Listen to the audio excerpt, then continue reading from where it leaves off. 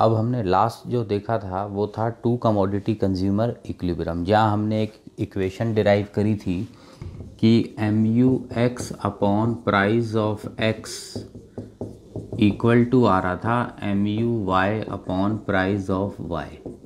ये हम last class में कर चुके हैं। और जैसे कि हर बार बोलता हूँ, कोई भी इस क्लास को बगैर पिछली क्लास से कंप्लीट करे बिना ना देखे नहीं तो कोई फ़ायदा नहीं है, क्योंकि ये सारी क्लासेस आपस में कनेक्टेड हैं, तो सब सीक्वेंस में ही देखो तभी फ़ायदा है। तो थ्योरी तो इसकी हो गई थी, अब इसका एक ज़रा हम न्यूमेरिकल क्वेश्चन करके देखते हैं। कम आता है पर कई स्कूलों में करवाते भी हैं, कईयों में नहीं भी करवाते, तो वो आप देख लेना। अगर स्कूल में करवाए हैं इस टाइप के न्यूमेरिकल तो करना, नहीं तो जिन स्कूलों में छोड़ा है वो लोग इस न्यूमेरिकल को छोड़ भी सकते हैं। तो मैं पहले क्वेश्चन लिखता हूँ। तो क्वेश्चन में हमें कुछ यूनिट्स कंज्यूमर ने कंज्यूम करे हैं, वो गिवन है 2 प्रोडक्ट्स के यूनिट्स कंज्यूम्ड।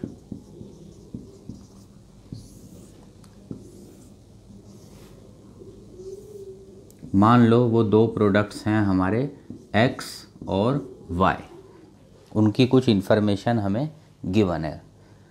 5 गुड्स हमने क्वांटिटी परचेज करी, यानी पहला यूनिट x का, फिर दूसरा, तीसरा, चौथा, पांचवा, ऐसे हमने x के खाए और हमने ऐसे ही 1 2 3 4 5 y के खाए। तो हमें कितनी यूटिलिटी मिली वो हमें क्वेश्चन में गिवन है। मान लो वो है 25, 20 कम होती जाती है, हमने पहले पढ़ा है ये बात। जैसे जैसे हम ज़्यादा यूनिट्स खाएंगे वो यूटिलिटी कम होती जाती है। तो ये x की हमें यूटिलिटी गिवन है। तो x प्रोडक्ट की, इसको मैं क्लियर कर देता हूँ, मार्जिनल यूटिलिटी, मार्जिनल यूटिलिटी, या शॉर्ट में इसे मैं यहाँ पे लिख देता हूँ MU। ये x की मार्जिनल यूटिलिटी है और ये y की मार्जिनल यूटिलिटी है। तो y की हमें क्या गिवन है, मान लो y की है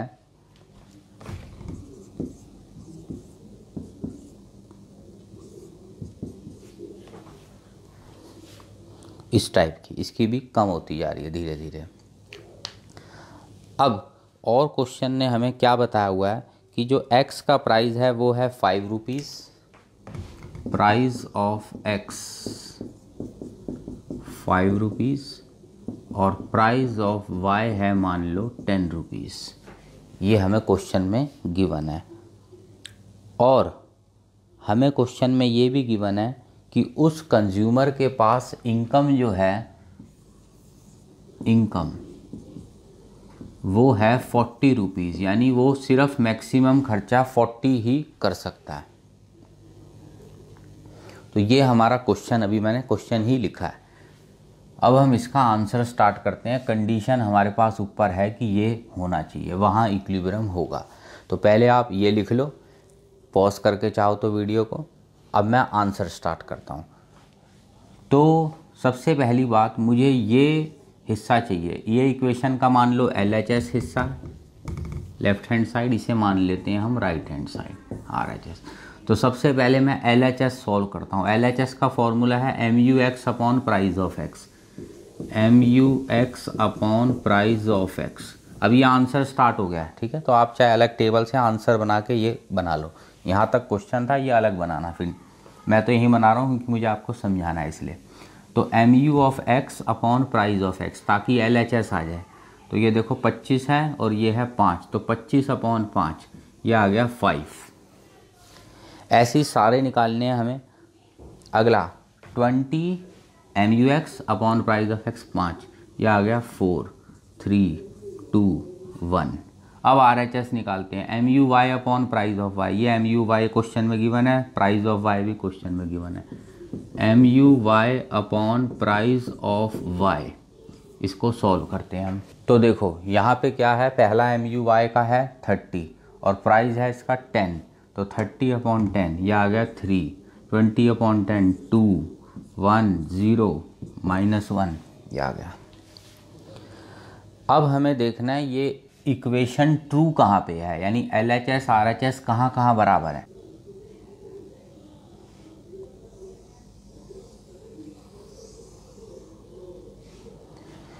अब देखो ये MUX अपॉन PX और MUY अपॉन PY जो कि हमारी इक्वेशन है इक्विलिब्रियम की, MUX upon PX is equal to MUY upon PY।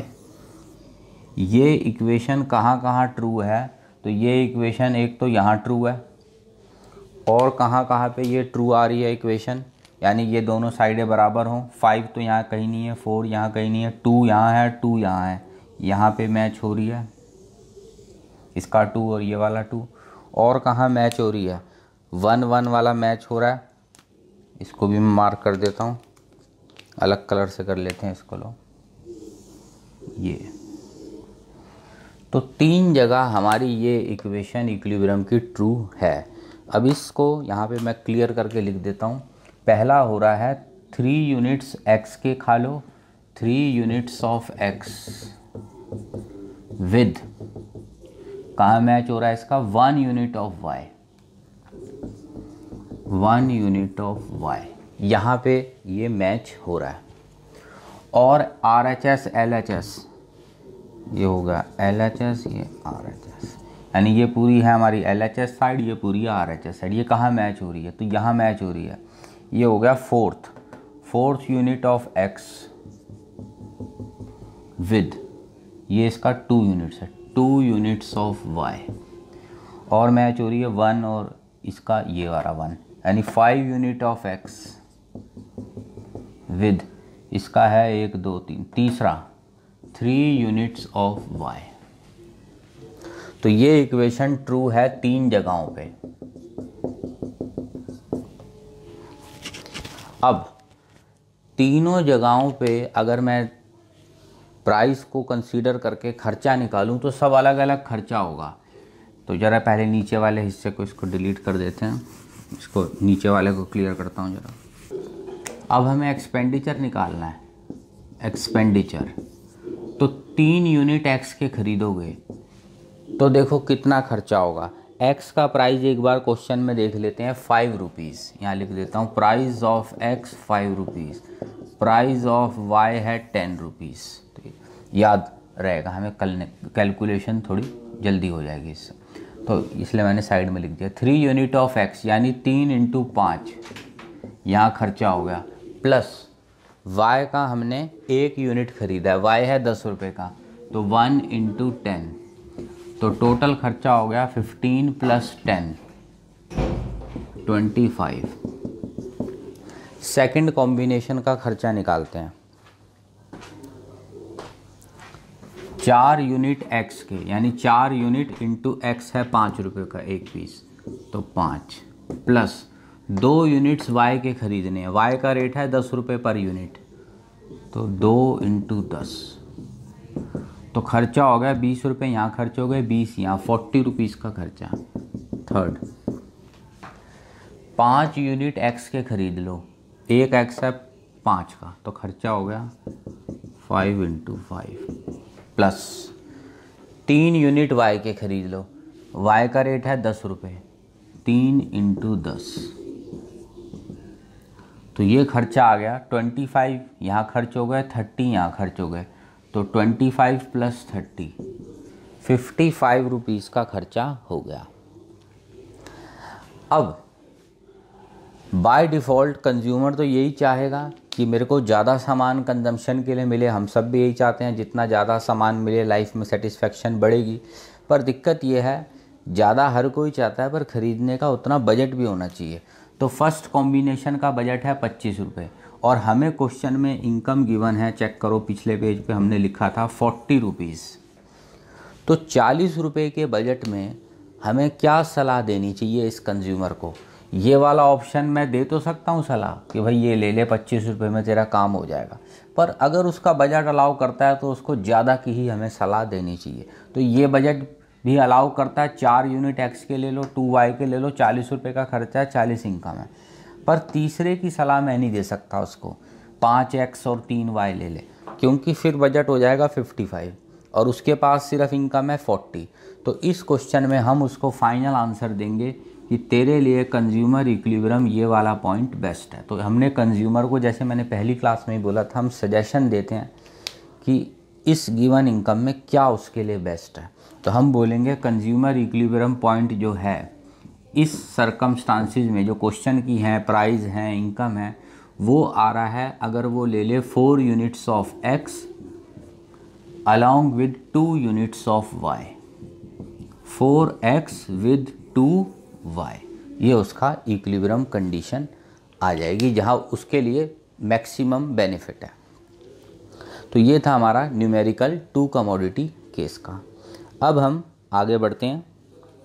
Next topic है हमारा डिफरेंस।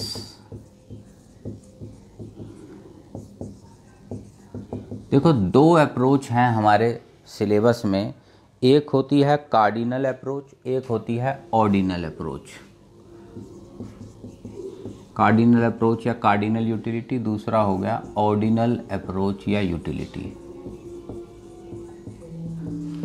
तो ये वाले जो इकोनॉमिस्ट हैं जो कार्डिनल अप्रोच को फॉलो करते हैं, ये कहते हैं कि हम यूटिलिटी को एग्जैक्ट नंबर दे सकते हैं, यानी जो सेटिस्फैक्शन है उसको हम नाप के एग्जैक्ट नंबर दे सकते हैं। Utility can be measured in exact terms. Like ये कहते हैं पहला एप्पल हमने खाया 1 एप्पल, हमें टेस्ट मिला 10 यूटिल्स, और जब हमने पहला बनाना खाया, मान लो एग्जाम्पल है ये, तो हमें टेस्ट मिले 5 यूटिल्स का।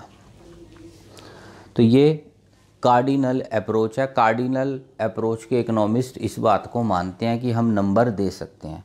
अब ऑर्डिनल अप्रोच वाले कहते हैं कि हम नहीं नाप सकते इसको एग्जैक्ट यूनिट में।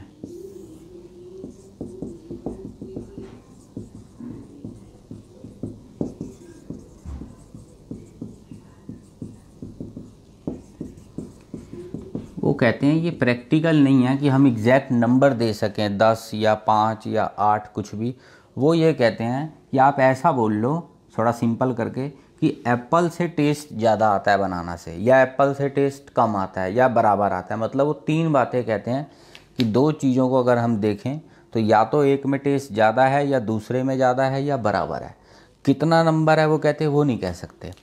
तो यहाँ पे ये जो एग्ज़ाम्पल देते हैं, अगर जैसे इन्होंने तो एग्जाम्पल इस टाइप का दिया, ये कहते हैं हम रैंक दे सकते हैं। Like apple gives more utility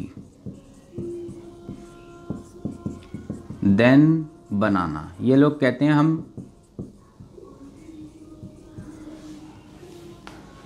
ये कह रहे हैं हम नंबर नहीं दे रहे, ये बता रहे हैं कि इसमें ज़्यादा टेस्ट है, इसमें कम टेस्ट है।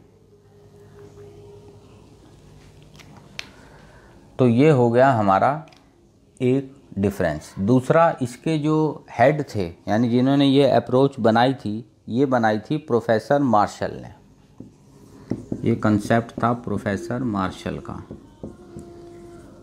और ये जो कंसेप्ट था हमारा सेकंड वाला, ये था प्रोफेसर हिग्स का।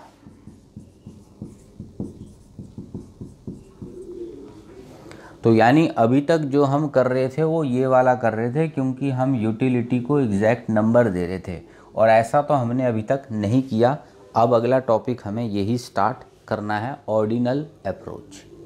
तो इसको क्लियर करते हैं, हम फिर नेक्स्ट टॉपिक स्टार्ट करते हैं। चाहो तो लिख भी सकते हो। अब तक जो भी हमने किया था वो सारा था कार्डिनल अप्रोच का।